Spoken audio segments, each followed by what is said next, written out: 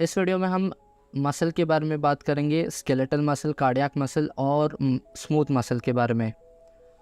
इन तीनों के बारे में हम एक्साइटेशन, इनकी जो मैकेनिज़्म है, कॉन्ट्रैक्शन, रिलैक्सेशन और बाकी की सारी चीज़ें किन चीज़ों से बनी हुई है उसके बारे में बात करेंगे। मसल एक सॉफ्ट कनेक्टिव टिश्यू है।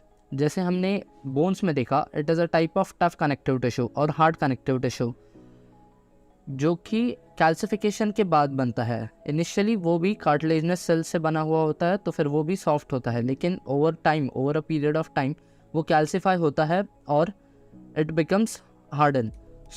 सिमिलरली अगर muscle it is a soft tissue कि अगर उसमें कैल्सिफिकेशन होता है, then it leads to a condition known as myositis ossificans.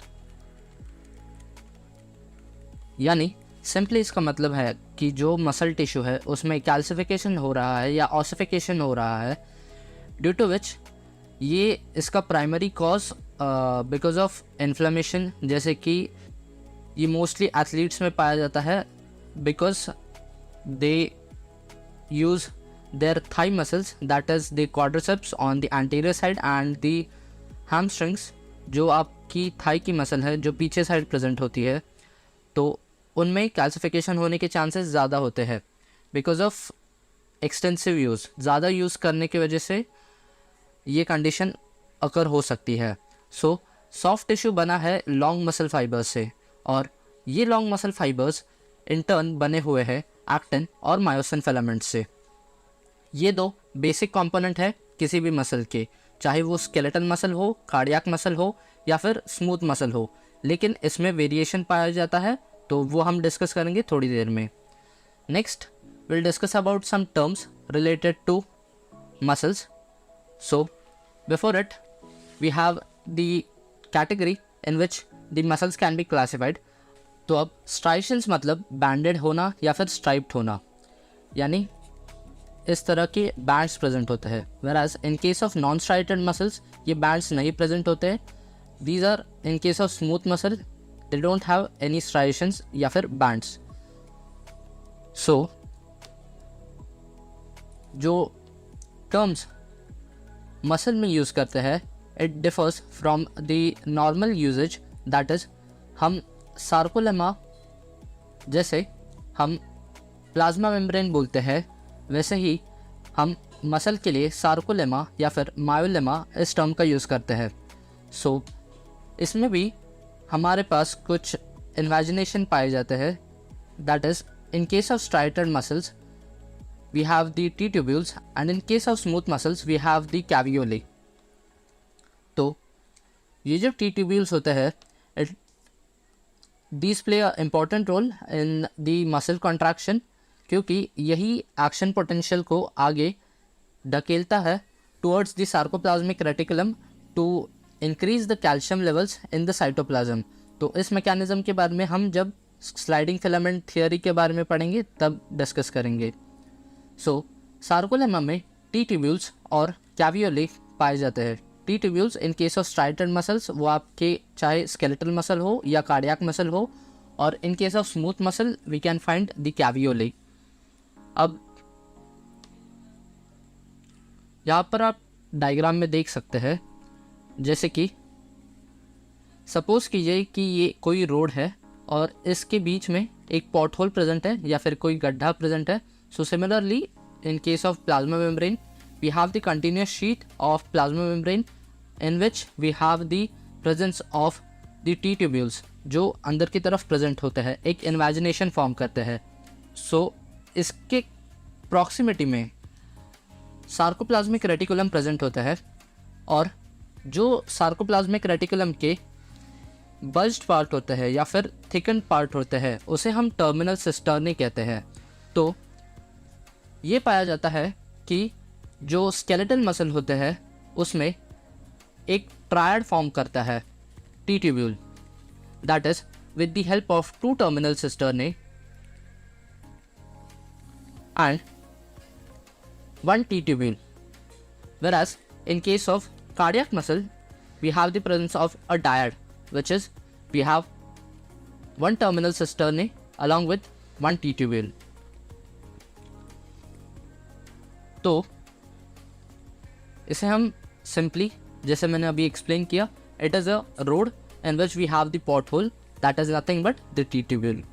अब ये जो प्रोसेस है the of calcium intake, reuptake और गिविंग इनटू द साइटोप्लाज्म, इसके बारे में हम स्लाइडिंग फिलामेंट थियोरी में डिस्कस करेंगे.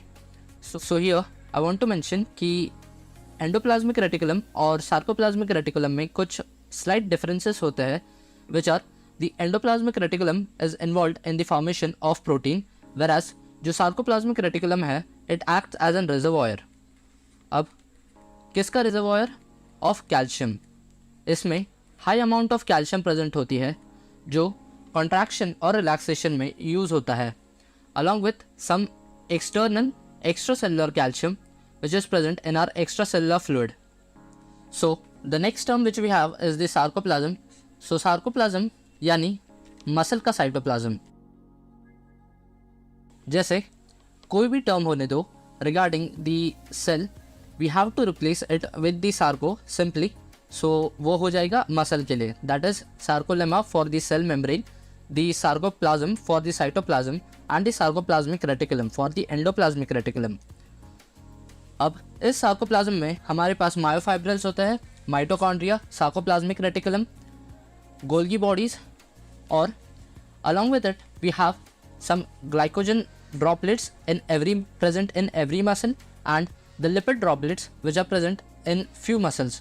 So इससे रिलेटेड एक क्लिनिकल सिग्निफिकेंस है जो मैं आपको थोड़ी देर में बताऊंगा after discussing the sarcoplasmic reticulum. अब जैसे हमने देखा that we have the myofibril which is, ये एक फासिकल फॉर्म करता है, यानी ये आपका एक मसल बंडल है, इसके अंदर और अंदर सेल्स प्रेजेंट होते हैं. सो इसी को हम मायोफाइब्रल कहते हैं, एक इकट्ठे बंडल को. Then we have the plasma membrane which is also known as the sarcolemma. उसके बाद ये एक ट्रायड है जो फॉर्म किया जाता है with the help of the sarcoplasmic reticulum का cisterna, that is the bulge part और enlarge part and the transverse tubule. अब ये ट्रायड किस में पाया जाता है? It is in case of skeletal muscle. whereas in case of cardiac muscle we have the presence of dyad. And here we can also take a look that we have the presence of the invagination, which are the T-tubules or also known as the transverse tubules, और अंदर वाली side है. In the sarcoplasm we have the sarcoplasmic reticulum. And in case of smooth muscle we have the caveolae, which is the invagination present in the cell membrane itself, और उसके अंदर present है these myofibrils which are the bundle of muscle fibers. So the next term which we have is the tendon. Tendon ये एक ऐसा part है connective tissue का जो मसल को बोन से कनेक्ट करता है, और अगर ये टेंडन फ्लैट होता है then we call it as the aponeurosis, which is, इसका एक फेमस एग्जांपल है that is the bicipital aponeurosis, जो आपके एल्बो रीजन में प्रेजेंट होता है, which is the extension of tendon of biceps brachii muscle. The next part which we have is the clinical significance related to the glycogen droplet. अगर muscle में glycogen का access होता है then it leads to a condition known as the McArdle's disease. अब ये McArdle's disease जो है it is a type of a glycogen storage disease, जिसमें जो ग्लाइकोजन फॉस्फोराइलेज एंजाइम है जो ग्लाइकोजन को ब्रेक डाउन करता है, सो इसके डेफिशिएंसी की वजह से it leads to the accumulation of the glycogen molecules, so and it is known as the McArdle's disease. So इसके कॉमन सिम्टम्स है that is it causes muscle stiffness, similar condition myositis ossificans में भी होता है जब ossification होता है muscle का, and also one more symptom which we have is the back pain. So here are the 3 types of muscle fibres, that is the skeletal muscle, the cardiac muscle and the non striated muscle fibre. जो skeletal muscle होता है वो elongated होता है और इसके जो nucleus है वो पेरिफेरी में प्रेजेंट होता है. सेम स्ट्रक्चर होता है इन केस ऑफ कार्डियक मसल, ये भी इलोंगेटेड होता है, बट इनके जो न्यूक्लियस होता है इट इज़ प्रेजेंट सेंट्रली, और इनके बीच में गैप जंक्शंस प्रेजेंट होते हैं. इन गैप जंक्शन का काम होता है to spread the action potential throughout the heart. So the next type which we have is the smooth muscle. ये smooth muscle जो होता है it is spindle shaped यानी इस तरह का, और जैसे कि हमने पहले डिस्कस किया कि इसके बीच में जो मेम्ब्रेन इन्वेजिनेशन होते हैं उसे हम कैवियोले कहते हैं. मैं इसका डायग्राम आपको तब बताऊंगा जब हम स्मूथ मसल के बारे में डिस्कस करेंगे. The next part which we have is the types of myofilaments. अब ये सारे जो मसल फाइबर्स बने हैं या फिर मसल सेल्स बने हैं, इनका एक बेसिक फंक्शनल यूनिट है that is the actin and the myosin. इसके अलावा भी और बहुत से मायोफिलामेंट्स होते हैं जैसे कि titin. So in case of types of myofilaments we have the thick which is the myosin, the thin which is the actin. अब इनका काम क्या होता है? कॉन्ट्रैक्टाइल प्रॉपर्टी है, that is helps in contraction to flex और extend the muscle. Extend जब relax हो रहा है मसल, और फ्लेक्शन जब पास आ रहा है बॉडी के. So firstly we have the actin myofilaments. The actin myofilaments are the thin myofilaments which are made out of the actin molecules along with some regulatory proteins and the nebulin. So regarding the regulatory proteins, ये वो molecules है जो permanent interaction को रोकती है between the actin and the myosin filaments. जैसे कि ये अगर एक एक्टिन मायोफिलामेंट है and here we have the myosin head, ये जब मायोसिन हेड उसको आगे ढकेलेगी तो ये इंटरैक्शन जो है it is for a period of time, और आफ्टर दैट ये बॉन्ड ब्रेक होता है and so it leads to the relaxation phase. इसके बारे में हम डिटेल में डिस्कस करेंगे आगे, बट हियर ये प्रोसेस को रोकने के लिए we have the presence of the regulatory proteins. ये कॉन्ट्रैक्शन फेज ना हो इसके लिए हमारे पास 2 क्लास ऑफ रेगुलेटरी प्रोटीन्स है.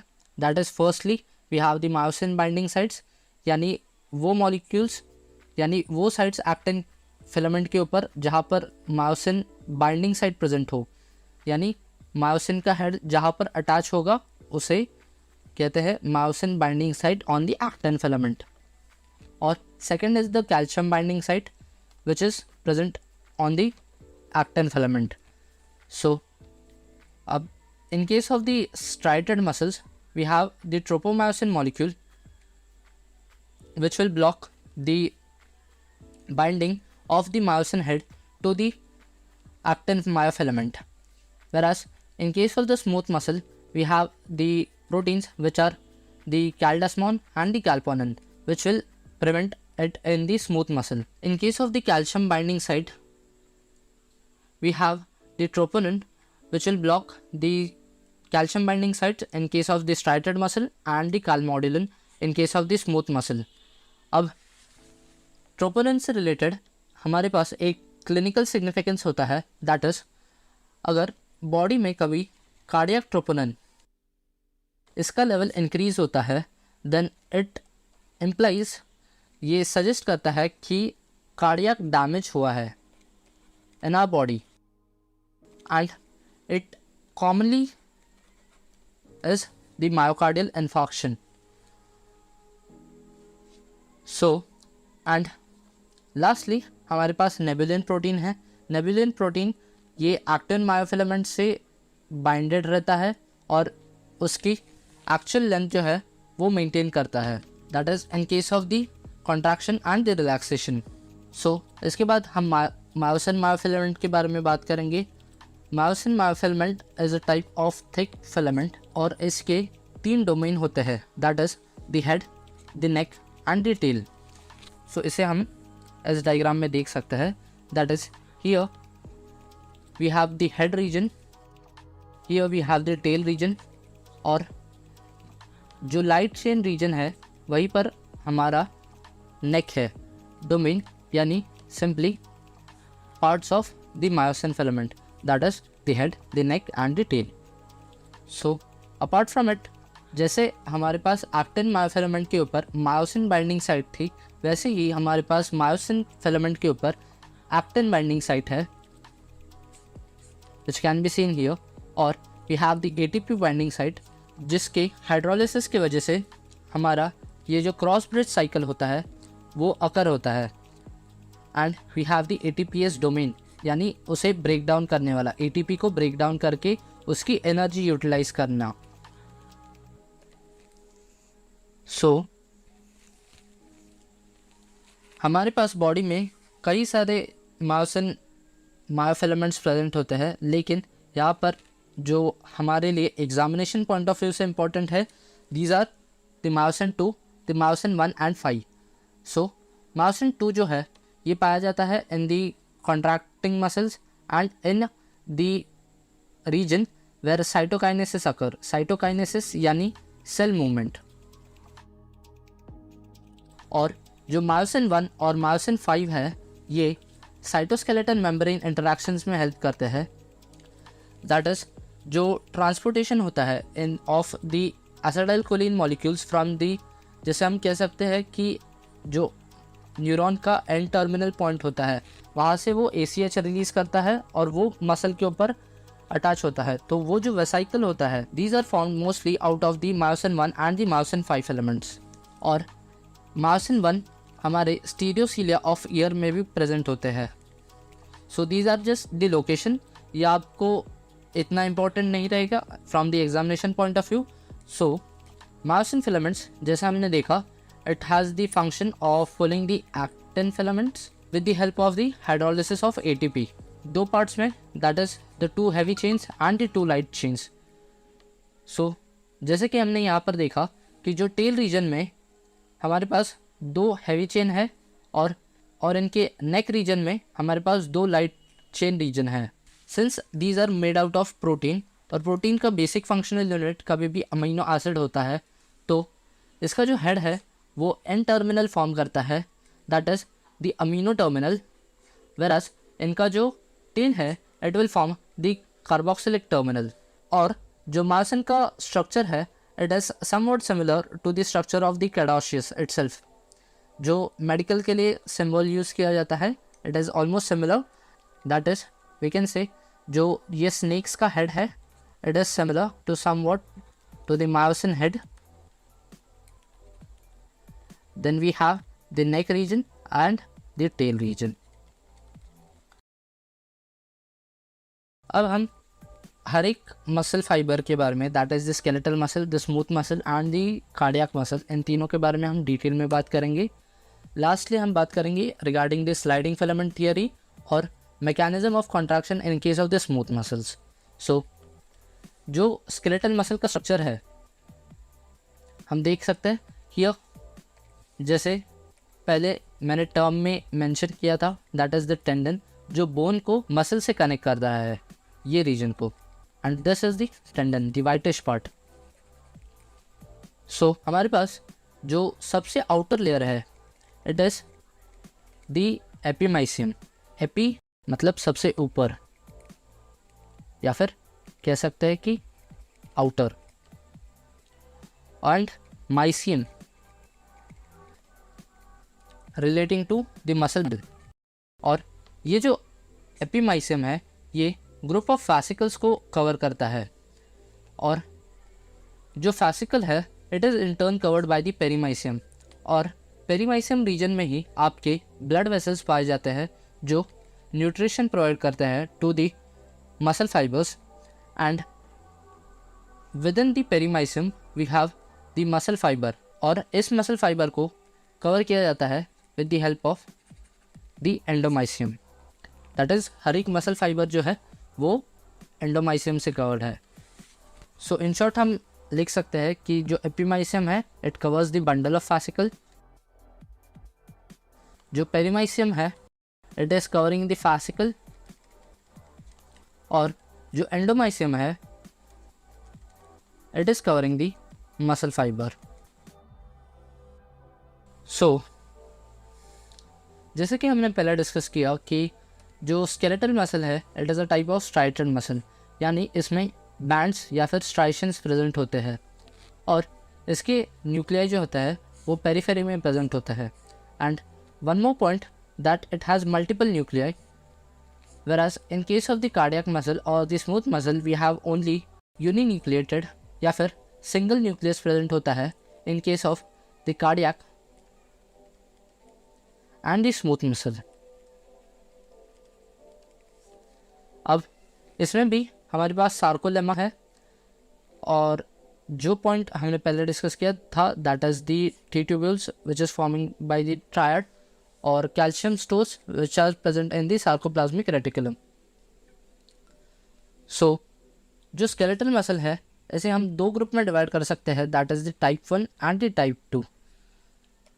टाइप 1 मसल फाइबर्स जो है these are slow acting, whereas जो टाइप 2 मसल फाइबर्स है दीज आर फास्ट एक्टिंग, या फिर बोल सकते हैं कि fast twitch, and type 1 muscle fibres are the slow twitch. अब जो टाइप 1 मसल फाइबर्स होते हैं these are dark red in appearance because of the presence of mitochondria and the myoglobin. Since यहाँ पर ग्लाइकोलिसिस का जो प्रोसेस है वो कंटिन्यूसली होता रहता है और it occurs at a very high rate, so it is dark red in colour also because of the presence of high mitochondria, and the type 2 muscle fibers are bright white in color because of the less amount of mitochondria and myoglobin। अब जो type 1 muscle fibre है इसका जो energy source है it is from the aerobic glycolysis, and to be specific it is from the oxygen phosphorylation. अब oxygen phosphorylation में हमारे पास जो इलेक्ट्रॉन लगता है ये माइटोकॉन्ड्रिया में एंटर करता है। सो इसीलिए हम कह सकते हैं कि ये प्रोसेस जो है हाई अमाउंट में होता है because it has more amount of mitochondria itself, the type 1 muscle fibres, whereas in case of type 2 muscle fibers it occurs with the help of the anaerobic glycolysis। अब जो type 1 muscle fibres है these are used since these are slow acting, या फिर बोल सकते हैं कि आराम से काम करेंगे लेकिन ज़्यादा देर तक काम करेंगे। So these are long term activity, whereas the fast muscle fibers are involved in the short term activity, जैसे कि आपके एक्स्ट्राओक्युलर मसल्स हो गए। एक्स्ट्राओक्युलर मसल्स वो मसल्स जो आपके ऑर्बिट और जो सुपीरियर आईलिड है उसके मूवमेंट को कंट्रोल करते हैं, whereas in case of type 1 muscle fibers we have the postural muscles। Postural muscles यानी जो आपके पोस्चर को मेंटेन करने में हेल्प करता है, दैट इज़ द बैक के मसल्स, द पेल्विस के मसल्स एंड द एब्डोमेन के मसल्स। ये हो गए आपके थाई के मसल्स और लेग के मसल्स, और यहाँ पर आपके आई के मसल्स सारे प्रेजेंट हैं। सो मूविंग अहेड, अब हमने देखा कि एक्टिन और मायोसिन जो फिलामेंट्स है ये प्रेजेंट है बॉडी में, लेकिन इनका कुछ पैटर्न है, और ये pattern is defined by the sarcomere। Sarcomere is the basic functional unit of the muscle. So it is the functional unit of the striated muscle fiber. In case of the smooth muscle, these are present irregularly, जिसका diagram हम थोड़ी देर में देखेंगे। So यहाँ पर आप देख सकते हैं that is firstly notice हमारे पास मायोसिन हेड रीजन है। ये जो मायोसिन हेड है ये अटैच करेगा टू द एक्टिन फिलामेंट्स। ये जो ब्लू में प्रेजेंट है these are the actin filaments which can be seen here, and here we have the myosin tail. Now apart from it we have the Z disc. अब ये जो Z disc है हम कह सकते हैं कि जो सार्कोमियर है it is present between the two Z discs, that is here and here। दो जेड डिस्क के बीच का रीजन को हम कहते हैं the sarcomere. Now as we said we have some other myofilaments also, these are the titin। अब इसके बारे में हम थोड़ी देर में डिस्कस करेंगे। दी कैप्जी मॉलिक्यूल्स, जो रीजन सिर्फ एक्टिन और टाइटिन फिलामेंट से बना हुआ है उसे हम कहते हैं आई बैंड, यानी आई बैंड वो रीजन है जहाँ पर मायोसिन पाया नहीं जाता। Then we have the A band which is formed by the region involving the myosin and the actin, यानी जो रीजन में आपका मायोसिन का पार्ट प्रेजेंट है along with the actin, it is known as the A band. And जिस region में आपके myosin tail present है it is known as the H zone.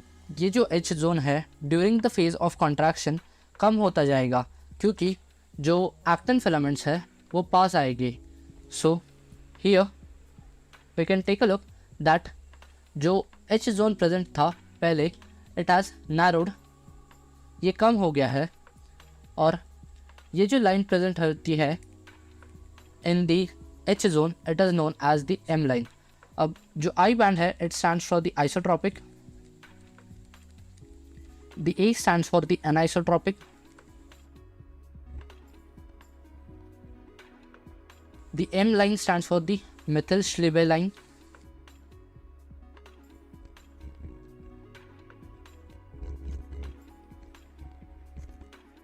और we have the H zone which is the Hansen zone। जो I band वाला reason होता है इससे अगर हम लाइट पास करते हैं तो वो नॉर्मली पास होती है, लेकिन अगर इस रीजन से हम पास करेंगे तो लाइट को ज़्यादा पेनिट्रेशन फेस करना पड़ता है। सो इसीलिए ये रीजन जो है वो डार्क मिलता है, और जो आई बैंड वाला रीजन है इसे हम लाइट रीजन कहते हैं। सो इसीलिए आई बैंड को हम लाइट रीजन भी कहते हैं और जो ए बैंड है उसे हम डार्क रीजन भी कहते हैं। Now regarding it we have the clinical significance, that is the rigor mortis. Rigor mortis एक ऐसी कंडीशन होती है जिसमें आपके मसल्स स्टिफ हो जाते हैं आफ्टर दैट। ये क्यों होता है? बिकॉज एटीपी के एब्सेंस की वजह से या फिर लैक ऑफ एटीपी की वजह से जो एटीपी का अमाउंट कम है बिकॉज ऑफ डेथ, अब आपकी बॉडी कोई मेटाबॉलिक प्रोसेस नहीं कर सकती जिसकी वजह से वो एटीपी प्रोड्यूस करे। So because of it we have the condition rigor mortis, जिसकी वजह से जो बॉन्ड्स होते हैं between the actin and the myosin filament, जो ये मायोसिन हेड है ये अटैच रहता है टू द एक्टिन फिलामेंट, जिसकी वजह से स्टिफनिंग होती है। नॉर्मली क्या होता है कि ये बॉन्ड टूट जाता है after the process of contraction in phase of relaxation, ये बॉन्ड टूटता है इन फेज ऑफ रिलैक्सेशन। लेकिन अगर ये होता नहीं है then it leads to the condition known as the rigor mortis, और ये मोस्टली होता है after death. Then we have the another component which is present, that is the DGC, also known as the dystrophin glycoprotein complex। ये जो dystrophin glycoprotein complex है इसका simple सा काम है in the muscle membrane of the striated muscle, that is the cardiac and the skeletal muscle। It has the function of signaling the molecule और stabilization of the cytoskeleton, यानी जो आपकी membrane है उसके स्ट्रक्चर को मेंटेन करना, ये काम होता है of the DGC complex, that is the dystrophin glycoprotein complex. और इसमें से ये डिस्ट्रोफिन ग्लाइकोप्रोटीन कॉम्प्लेक्स जो है ये dystrophin, dystroglycan, extra cellular laminin और अदर प्रोटीन से बना हुआ होता है। सो जो इसमें से डिस्ट्रोफिन है इसके बारे में हमें डिस्कस करना है, दैट इज़ ये आपके एग्जामिनेशन पॉइंट ऑफ व्यू से बहुत ज़्यादा इंपॉर्टेंट है, सिंस इससे रिलेटेड दो कंडीशंस आते हैं, दो क्लिनिकल सिग्निफिकेंस आते हैं, which are the Duchenne muscular dystrophy and the Becker's muscular dystrophy. ये क्यों होता है? बिकॉज जो डिस्ट्रोफिन जीन है वो प्रोड्यूस होना फेल हो जाता है। अगर डिस्ट्रोफिन जीन बनती नहीं है then it would lead to the condition known as the Duchenne muscular dystrophy and the Becker's muscular dystrophy। So और इसके जो सिम्टम्स है और कंडीशंस है दोनों में अलग अलग है। और एक और important point regarding it is that it is the second largest gene in our body. The dystrophin gene is the second largest gene on our body. So lastly हम टाइटिन के बारे में डिस्कस करेंगे. टाइटिन जैसे हमने देखा it was present between the M band and the Z band, या फिर M line and the Z band, इन दोनों के बीच में प्रेजेंट होता है. और इसका जो काम होता है it is to bring back the muscle in the normal position. यानी आपने जो कॉन्ट्रैक्शन किया ये काम होता है मायोसिन और एक्टिन फिलामेंट्स का. जैसे हमने देखा कि एक्टिन के पास मायोसिन बाइंडिंग साइट्स है उसकी, जो मायोसिन हेड को एंटर करने देगी in the presence of the calcium molecule, और जो आपका पुलिंग वाला प्रोसेस है वो होगा, लेकिन जो टाइटिन है वो उसको वापस लेके आएगा इन the normal position. So the function of the titan is to bring back the muscle in the relaxed phase or the normal phase. और titan का एक important role है that it prevents the damage. अब इससे related we have the clinical significance, that is the familial dilated cardiomyopathy. अब इसमें जो आपकी TTN जीन होती है, जो TTN जीन है it is responsible for production of the titin molecule. और अगर ये मॉलिक्यूल नहीं प्रेजेंट होता है, failure of TTN gene leads to the condition that is the familiar dilated cardiomyopathy. Dilated यानी ये अगर आपकी नॉर्मल ब्लड वेसल है तो इसे हम कहते हैं dilation, that is increase in size. ये है dilation. So similarly in case of heart what it would be, ये अगर आपका एक हार्ट मैं आपको बताता हूँ इन अ स्क्वायर फॉर्म, तो it would enlarge from its normal size और कार्डियोमायोपैथी होगी, यानी हार्ट का डिसफंक्शनिंग. अब according to the conditions we have the adaptation which takes place. जैसे कि अगर हाइपरट्रॉफी हो गया, अब ये मोस्टली हम देख सकते हैं in case of cardiac muscles. So इसमें जब लेफ्ट एट्रियम होता है वो लेफ्ट वेंट्रिकल में ज़्यादा ब्लड देता है. अब इसके वेरियस पैथोलॉजिकल कंडीशन हो सकते हैं, बट मुझे आपको यहाँ पर एक सिंपली ये बताना है कि हाइपरट्रॉफी कैसी होती है. Due to excessive blood in the left ventricle. अब लेफ्ट वेंट्रिकल क्या करेगा कि इसे सारा ब्लड पंप करना है, तो ये अपना फोर्स इंक्रीज़ करेगा, क्योंकि अगर नॉर्मली उसे एक एक्स अमाउंट लग रहा था to pump out 5 litre of blood suppose, और due to some reason, due to some pathological condition उसे 7 लीटर ऑफ ब्लड पंप करना है, तो फोर्स जो है वो ज़्यादा लगेगा. So we can say suppose 3x लगता है. अगर ये कंटिन्यूसली चालू रहा लेफ्ट वेंट्रिकल से 7 लीटर का ब्लड जो पंप आउट हो रहा है, it can lead to the hypertrophy of muscle. यानी हाइपरट्रॉफी इसे हम 2 वर्ड में डिवाइड कर सकते हैं. हाइपरट्रॉफी दैट इज हाइपर यानी बढ़ना, या फिर we can say increase in size. अब अगर हम इसे माइक्रोस्कोपिक लेवल पे देखते हैं तो we can say cardiac muscle का साइज़ बड़ा है. अगर कार्डियक मसल का साइज़ बड़ा है तो इन टर्न कार्डियक सेल्स का साइज़ बड़ा है. So here we can take the example of the cardiac hypertrophy. So hypertrophy में हमारे पास जो सार्कोमियर्स है उनकी भी साइज़ इंक्रीज होता है. ये क्यों होता है? Because of the myosatellite cells. अब ये मायोसैटेलाइट सेल्स क्या होता है? जैसे हमने बोन में पढ़ा, we have the presence of the osteoprogenitor cells. These are those were the stem cells of the bone. So similarly in case of the muscles we have the myosatellite cells. These are the multipotent cells. These are present between the mature muscles. और इसके वजह से hypertrophy में जो मायोसैटेलाइट sales है ये active होने की वजह से सार्कोमियर्स का नंबर इंक्रीज़ हो रहा है. 10 सार्कोमियर यूनिट्स थे सपोज, वो सेल का साइज इंक्रीज होता है, we can have 20 or more than it in the case of hypertrophy. So ये एक एडाप्टेशन है which should occur in case of muscles. Similar example हम ले सकते हैं हाइपरट्रॉफी का in case of biceps brachii muscle. जैसे जो लोग जिम में जाते हैं, एक मसल को एक्सटेंसिवली ट्रेन करते हैं, let it be biceps brachii और एनी अदर मसल, उससे क्या होता है कि वो मसल का साइज इंक्रीज होता है। Then we have the another adaptation that is the atrophy. Atrophy यानी डिक्रीज होना साइज में। इसका एग्जाम्पल जैसे कोई पैरालिसिस पेशेंट है जिसका लिम्ब पैरालाइज्ड हो गया हो, तो उसमें आप देख सकते हैं कि जो सेल है जो उस लिम्ब में कोई भी पर्टिकुलर अगर लिम्ब रहा तो उसके सेल साइज डिक्रीज होती है along with the cell number. So इससे क्या होता है कि सेल के अंदर जो ऑर्गेनेल्स प्रेजेंट है वो भी यानी डिक्रीज हो रहा है या फिर ख़त्म हो रहा है, श्रिंक हो रहा है।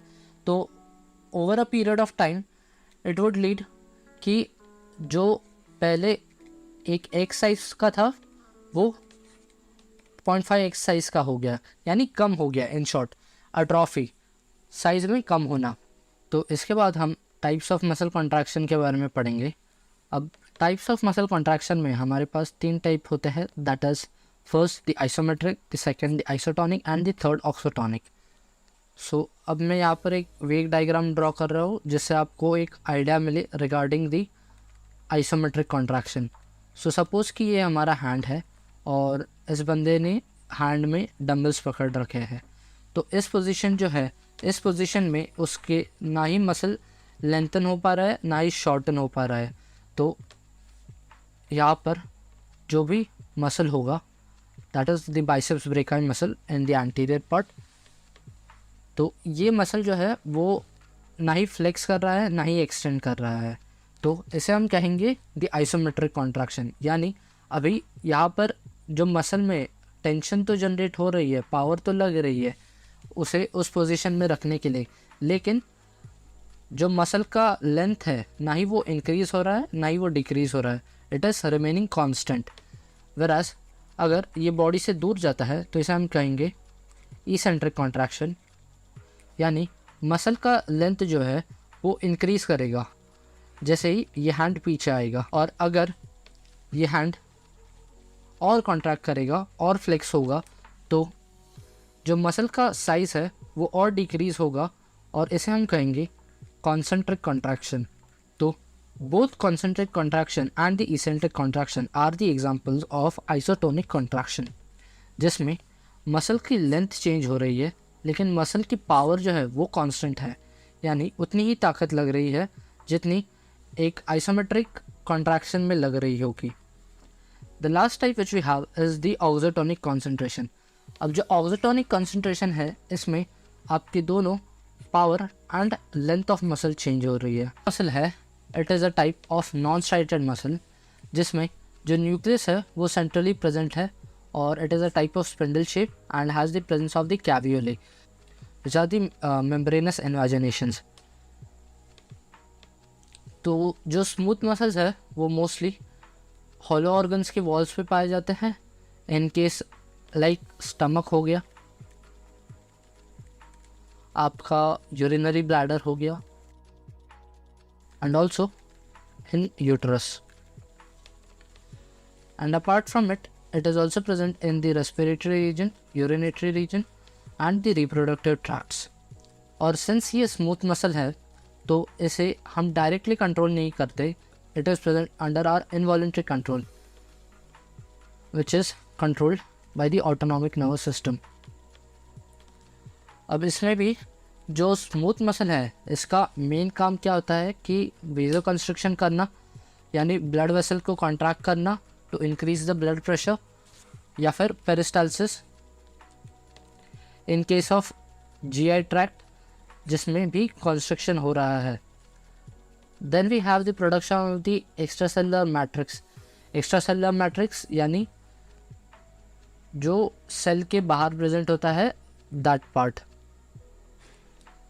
So here we can take a look that we have the nucleus which is centrally placed, and here we have the sarcoplasmic reticulum। और एक और पॉइंट जो स्मूथ मसल से रिलेटेड इम्पोर्टेंट है, जैसे कि हमने देखा कि स्ट्राइटेड मसल्स में जो शेप होता है सार्कोप्लाज्मिक रेटिकुलम का, it is well defined, but in case of smooth muscle we have this sarcoplasmic reticulum which is irregular in shape and is not defined. और इसमें जैसे हमने कहा कि इसके जो एक्टिन और मायोसिन फिलामेंट्स प्रेजेंट होते हैं, these are arranged irregularly and they have the supporting units such as the plaques. अब ये प्लेक्स क्या होता है? These are the adhesion plaques, यानी ये जो रेड कलर में है ये वाला part, these are the plaques, adhesion plaques. ये सार्कोलेमा से अटैच करेगी और यहाँ पर आप नोटिस कर सकते हैं कि we have the presence of caveolae. These are the membranous invagination connecting the adhesion plaques and the dense bodies. Dense bodies ये वो part है which is similar to the Z band which we have in the skeletal muscle, और ये जो dense bodies है और adhesion plaques है, इनके बीच में हमारे पास intermediary filaments present होते हैं which are made out of the Desmond and the Vimentin. So अब हम डिस्कस करेंगे कि जो टाइप्स प्रेजेंट हुए हमारी बॉडी में स्मूथ मसल के। सो हमारे बॉडी में we have the presence of the single unit and the multi unit. अब जो सिंगल यूनिट होता है, these are multiple cells which are connected with the help of the gap junctions. Gap junctions जैसे हमने cardiac muscles में देखा, वैसे ही स्मूथ मसल्स में गैप जंक्शंस प्रेजेंट होते हैं और ये भी वही सेम फंक्शन करता है, दैट इज़ एक्शन पोटेंशियल जो नर्व टर्मिनल से आ रहा है उसे स्प्रेड करना। So in case of the peristalsis we have the single unit smooth muscle cells which are responsible for the coordinated movement. जैसे कि हम कह सकते हैं कि जो इकट्ठा मसल के सेल्स है वो कॉन्ट्रैक्ट करेंगे which will lead to the function of the peristalsis. So we can say these are found in the GI tract, the uterus, which is also responsible, which is also involved in the contraction in the bladder, same, and the small blood vessels.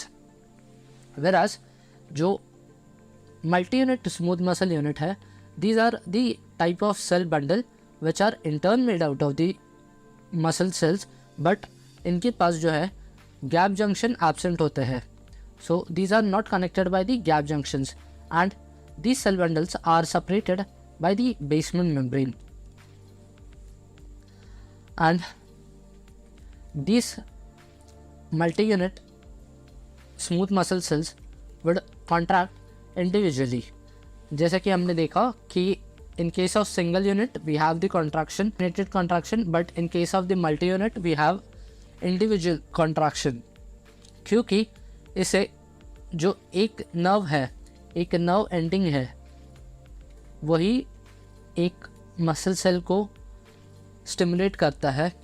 सो इसके examples है the large blood vessels in our body such as aorta, femoral artery, जो femoral artery है वो आपकी leg में पाई जाती है.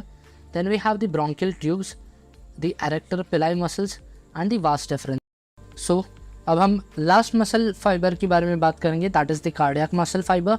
और इसके बाद मैं आपको मैकेनिज्म बताऊंगा regarding the smooth muscle. So जैसे हमने देखा, cardiac muscle is this type of striated muscle which has central nucleus and has the presence of many mitochondria. Since heart को पंप करना है blood to the entire body, it must have presence of high energy sources. So बहुत सारे mitochondria पाए जाते हैं.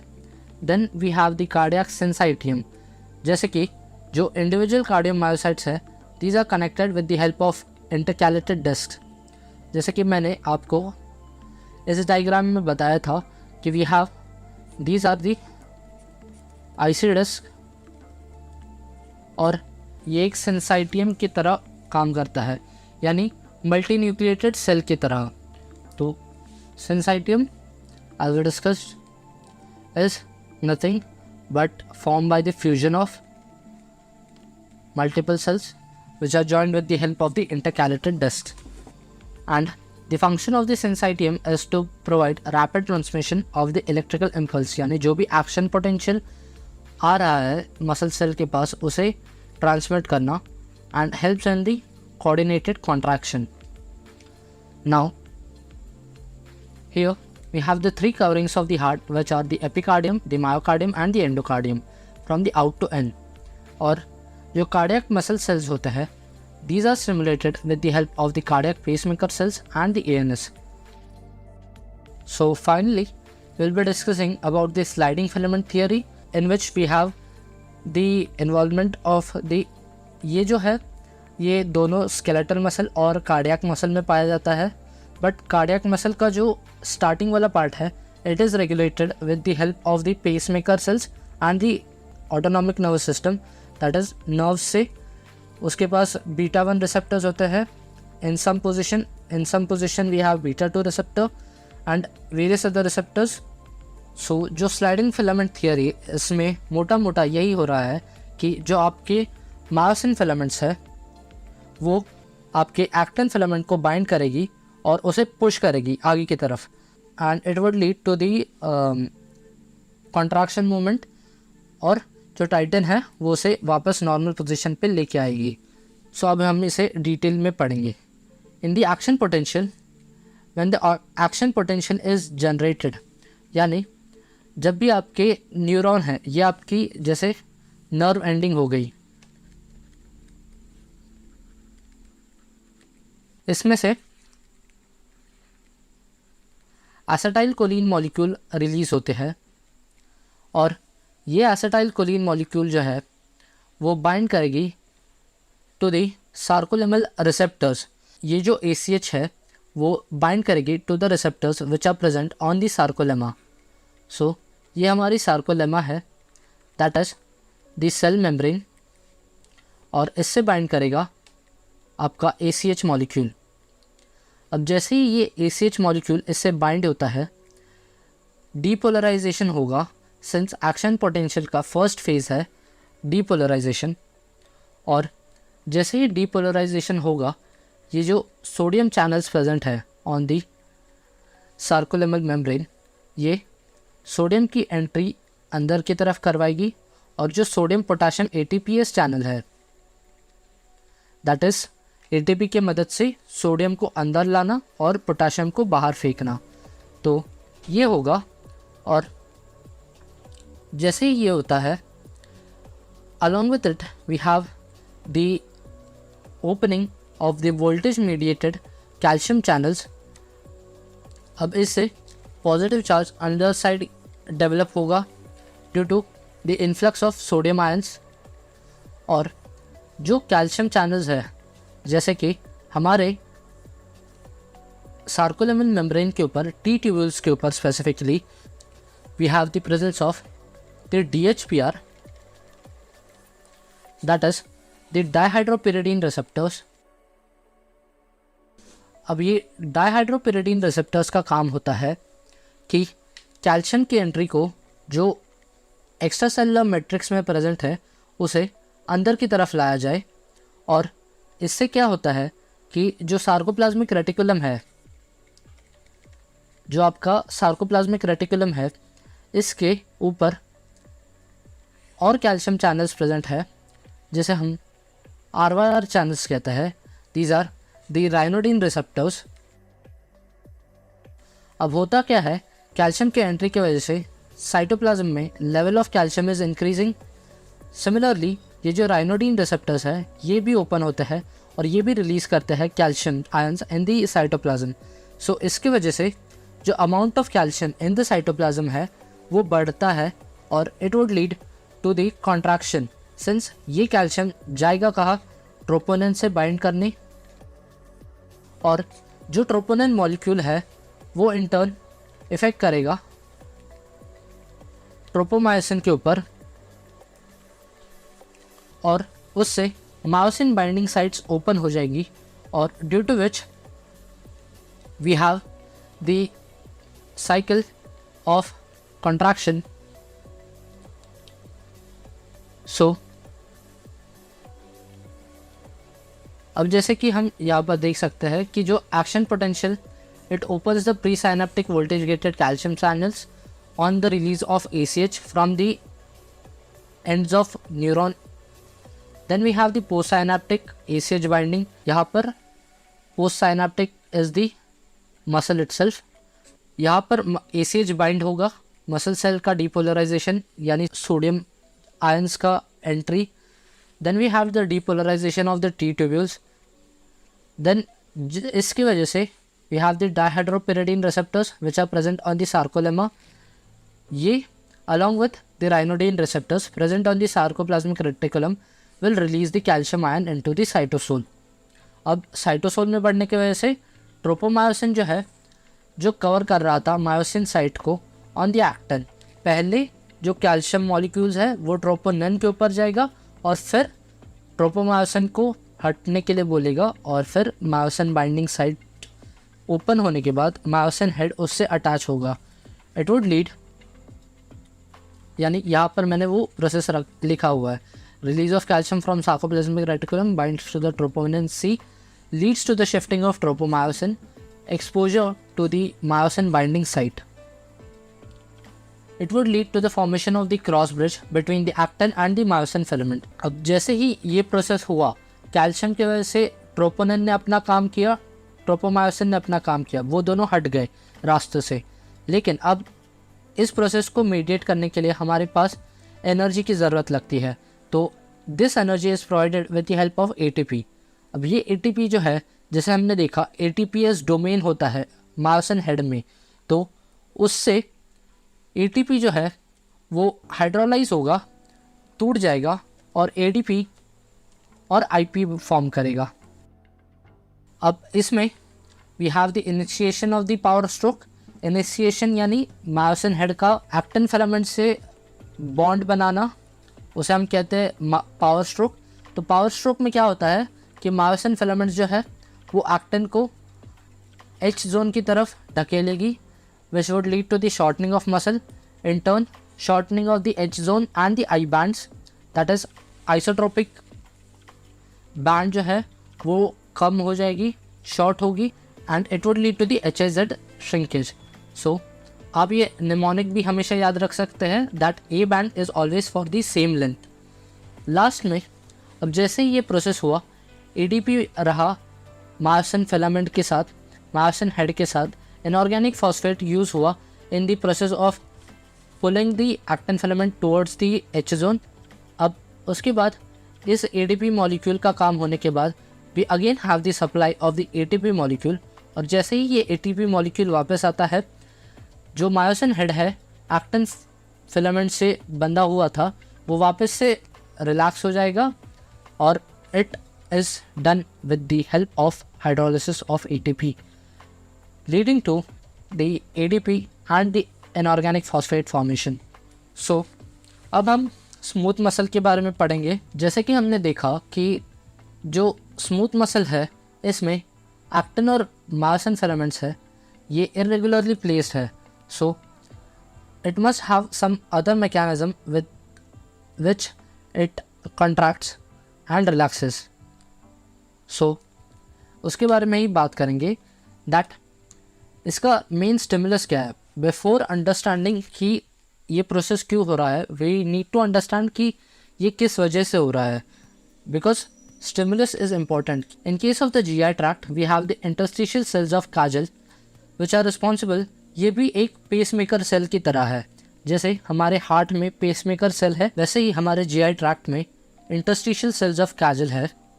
So इसमें and apart from it we have the acetylcholine, the norepinephrine or the noradrenaline. It could also, the stimulus could also be the increase in pH or decrease in pH. We have the hormones like vasoactive intestinal peptide, the adrenaline which is the epinephrine or the vasopressin or any other hormone.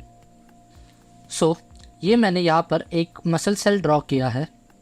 यहाँ पर जैसे हम देख सकते हैं we have the sarcoplasmic reticulum जो कि एक रिजर्वायर है कैल्शियम का. तो होता क्या है, जब सपोज स्टिमुलस पॉजिटिव होता है यानी कॉन्ट्रैक्शन करना होता है, तो उस टाइम जो L टाइप कैल्शियम चैनल्स है it would lead to the entry of calcium in the intracellular fluid. अब ये जो कैल्शियम चैनल्स प्रेजेंट है These are the L-type calcium channels on the smooth muscle cells. And apart from it, we also have the sarcoplasmic reticulum, जो कि calcium release करता है in the cytoplasm, और ये बाइंड होगा टू दी कालमोडुलिन. कालमोडुलिन एक ऐसा सब्सटेंस है which is responsible for interacting with calcium as we have seen in case of smooth muscle, whereas इसका ही सब्सटीट्यूट हमारे पास स्केलेटल मसल या फिर स्ट्राइटेड मसल्स में इज़ द ट्रोपोनिन. ये कालमोडुलिन जो है वो एक्टिवेट करता है calcium calmodulin complex, that is the CMC, which should in turn initiate the MLCK. अब MLCK is the myosin light chain kinase. ये जो है myosin light chain kinase, it would phosphorylate, यानी ये ऐड करेगा एक phosphate molecule to the light chain of the myosin head, और इसके वजह से कंट्रैक्शन प्रोसेस होता है. वेराज अगर यही रिलैक्सेशन करना हो तो we have the nitric oxide. तो जो नाइट्रिक ऑक्साइड है it will initiate the process of myosin light chain phosphatase. So in the light chain ये जो है ये फॉस्फेट बॉन्ड को तोड़ देगा. It undergoes variety of steps, इसके बारे में आपको डिटेल में अभी नहीं जानना. The last one which we have is the cardiac muscle. जैसे हमने पढ़ा कि कार्डियक मसल में इनिशियली कार्डियक पेसमेकर सेल्स होते हैं, then we have its muscle cell depolarization. Lastly इससे सार्कोलेमा डीपोलराइज होती है, that is the plasma membrane. Influx होगा कैल्शियम और सोडियम आयंस का, जिसकी वजह से अंदर की तरफ पॉजिटिव चार्ज का इंक्रीज होगा. और इसके बाद जो प्रोसेस है it is similar to the skeletal muscle. जो मायोसिन हेड है वो myosin binding site of actin filament को बाइंड करेगा और वही सारा प्रोसेस होगा.